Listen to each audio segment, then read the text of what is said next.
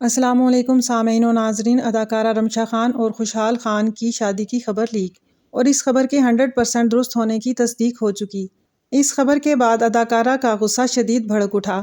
Pakistan showbiz industry کی خوبصورت اداکارہ رمشا خان ایک بار پھر خبروں کی زینت بن گئیں۔ فیملی کے اندر بہت کسی کو ڈسکلوز نہیں کرنے والے، مگر اس بار وجہ ان کا نیا ڈرامہ نہیں بلکہ ان کی ذاتی زندگی ہے۔ حال ہی میں سوشل میڈیا پر ایک خبر سامنے آئی کہ رمشا خان کا نکاح ہو چکا ہے۔ جیسے ہی یہ خبر سامنے آئی، مداحوں میں تجسس بڑھ گیا اور کچھ لوگ خوشی کا اظہار کرنے لگے۔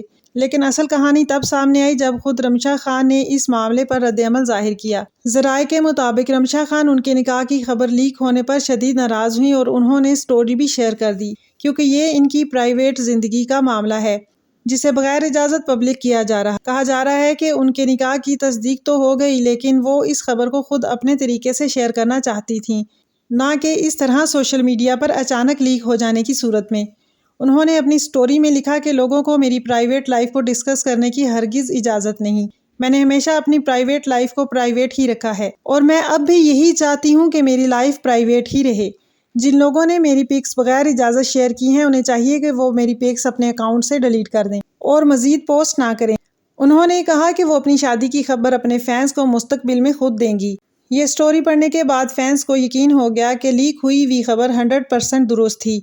کیا سیلیبریٹیز کی ذاتی زندگی واقعی عوام کی ملکیت ہوتی ہے یا پھر ہمیں ان کی پرائیویسی کا احترام کرنا چاہیے؟ مداحوں کی طرف سے ملے جلے رد عمل سامنے آئے۔ کچھ لوگوں نے ان کی حمایت کی اور کچھ لوگ اس خبر کو مزید تفصیلات جاننے کے لیے بےتاب نظر آئے۔